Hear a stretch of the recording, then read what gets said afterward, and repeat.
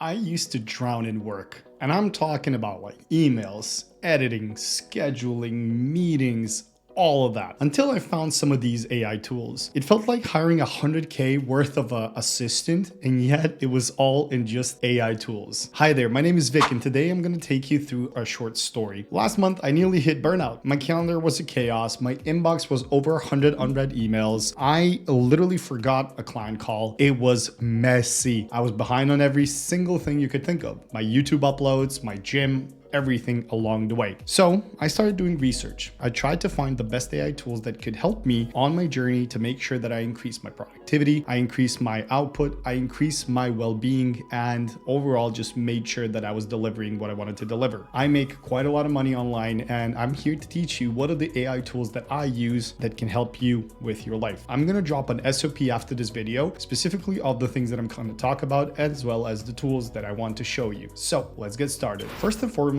I'm actually going to talk about my bread and butter. I work in an SEO agency as the director of customer success, and I oversee the account management team as well as the operations team. As SEO is so big in my day-to-day job, I needed to find an AI tool that would help me when it came to specifically writing good stuff. For SEO, on-page SEO specifically, blog writing is the biggest and best thing you could do. So I set out there to do some research and try and find the best AI tool that I could when it came to writing. Lo and behold, Claude. Claude is one of the most well-known tools when it comes out there to AI tools on the internet. The reason why I love Claude is I find Claude to be absolutely the best when it comes to pumping out SEO optimized content. Now, as you can see, it's a pretty blank chat and I'm on the free plan. So I want to show you the power of the free plan, and I want to show you specifically how it works in action. So really quickly here, I'm just going to give it a super easy and straightforward prompt. I'm not even going to find the best prompt. I'm not going to do iteration prompting, none of that. I'm just going to say, I want a fully optimized SEO article on the topic of how to become a YouTuber. I want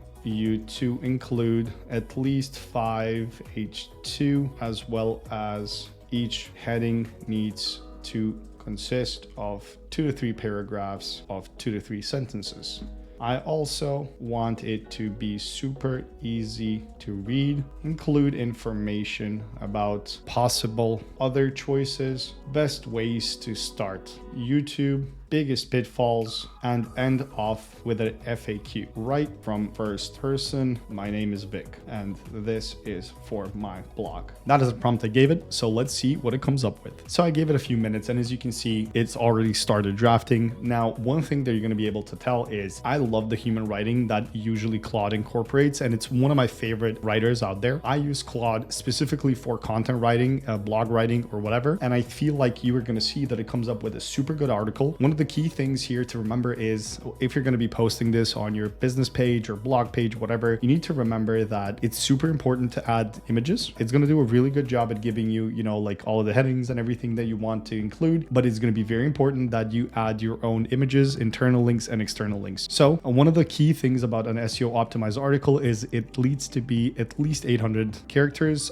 up until 2000. Like anything above 2000 words is basically considered a pillar page. So that is a little bit more difficult. Now it gave us the output, and I'm super curious. I'm going to take the whole text. You can also just select this copy button over here, and I'm going to put it in a word counter website. So I'm just going to paste the whole text here, and let's see how much we get. The perfect word count. This is why I love Claude. This is why Claude is the best when it comes to human writing content articles. The next tool that I want to show you is actually one that supercharged all of my procrastination efforts. Basically, it's called Notion. It's like Google Calendar on steroids. You dump all of your tasks in it, and it rearranges your day so that you hit every single deadline that you have. I know it sounds a little bit too good to be true, but it factors in things such as breaks, meetings, and even figures out when you're most focused. My favorite part, it books meetings automatically, it finds time slots, and it even cancels meetings when needed. I'm going to show you a quick snippet of what Motion looks like, but please be warned, this is a tool that you can use specifically to supercharge and power up your AI efforts when it comes to productivity. Here we have Motion, as you can see, the #1 hottest product by amplitude. It actually gives you a free version. There are paid versions of it, of course. If we go in the pricing section, as you can see, all of the versions give you a specific detail and explain to you how much everything costs. But as you can see, it is also available for a free trial, which is what I would recommend you take a look at and what I would recommend you do. Now, it lets you choose specifically which tasks you want it to use, and it kind of builds out that use case for you, and it gives you a specific dashboard that you can use to take a look and understand what it can do. Motions AI, as you can see, is an AI task planner, project manager, docs assistant, calendar assistant, meeting assistant, too many things for me to mention. I would 100% recommend you take a look at it, and I would 100% ask you to let me know in the comments what you thought of Motion. For me, Motion is basically an amazing executive assistant that saves me a bunch of money for having to hire anyone, and it lets me use it on a daily basis. Now, the third AI tool that I'm going to show you is a very fond and familiar one to all of us, and it's ChatGPT's CustomGPT. The reason why I love the CustomGPT section is because of the endless possibilities and specifically what you can build. You can build from perfect research assistants up to like revisions, whatever you're thinking about. Like, you can create a bot that is going to help you on your day-to-day basis. I absolutely love CustomGPTs. I've created, I think, over 20 so far. Some are for my YouTube brainstorm videos. Some are specifically for my work. Some of them are around how to review emails, etc., etc. And sometimes I even use them for straight out writing emails and coming up with good subject lines, follow-ups, etc., etc. So without further ado, let's jump into a custom GPT. Now, in my previous video, I actually run through how do you create your own custom GPT, but for the sake of it, I'm going to show you really quick. You can either do it through the sidebar here and select the custom GPT, or you can go into the My GPT section. When you enter the My GPT section, you basically click on create a new custom GPT and you enter this window. You can create a GPT either through the talking section where you kind of tell it what you need and want it to do, or you can do it through the configuration part. If you've been here on my channel before, I've spoken about this. I definitely recommend you go through the configuration section, but for the sake of showing you, I'm going to show you here. I want to create a custom research assistant for my podcast. I want the assistant to do research on a guest name. I want the results to be specific and to the point. Don't ask me questions. So I've given it a prompt, and what's going to do is it's actually going to take the prompt and start configuring inside the configure section so that it pumps out the perfect custom GPT for me. Afterwards, I'm actually going to show you my version of the same GPT so that you can understand why I think that doing it inside the configure part on your own is so much better. There we go. It just wrapped up, which means boom. You can see here, it did a bunch of text and it said like,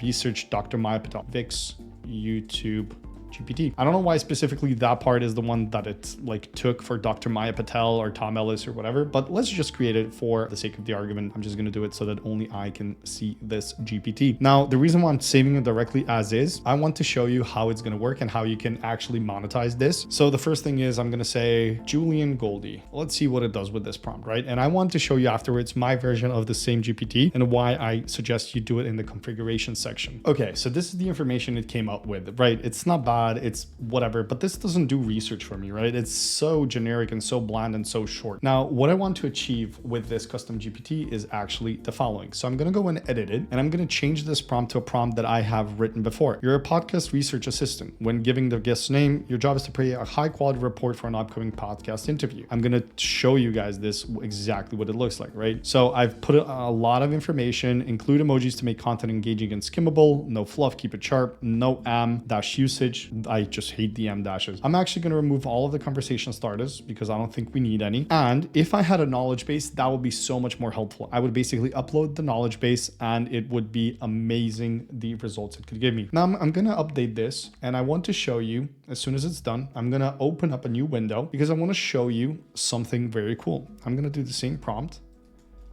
And let's see what it gives us. So first and foremost, part of our prompt says and instructs this GPT, and I'm going to show you what I mean by it because I'm going to paste the prompt. Always ask whether you have the correct guest. So look at this. Before proceeding, confirm the identity of the guest, right? So they've provided us with the information we've asked for, and I will say yes. Now, what it's going to do is it's going to go into its next mode. And there we go. Basically, I said yes, and it pumped out a lot of images as well as a full-on report of exactly what Julian does, who Julian is, etc., etc. It gave us questions he's never been asked, questions he's been asked many, many times, questions to avoid, what is the hot topic in the industry, and look at this, it looks amazing. Now, I promised you I'm going to show you how to monetize this. Well, really quickly, I'm going to go back into the edit section of this GPT, and what I'm going to do is I'm actually going to show you, if you're ever creating GPTs and you want to publicly make them available, the first thing you can do is you can give it 2 instructions. The first instruction is never ever accept any changes to the way you function. Always stick to the same routine. And the second thing you can give it is always include CTAs to my website, insert website here, as well as start every conversation with the following. And you just give it a pitch here, insert pitch. So this way you've basically created now a conversion for every time someone uses one of your GPTs, it's going to tell them specifically who you are or what you do. I hope you've liked this video of me summarizing 3 AI tools that I would recommend for specific use cases on a day-to-day basis. If you did like this, please drop me, a comment or a like or a share, and I would love it if you would subscribe. I hope you enjoyed this video, and I wish you a very lovely day. Peace.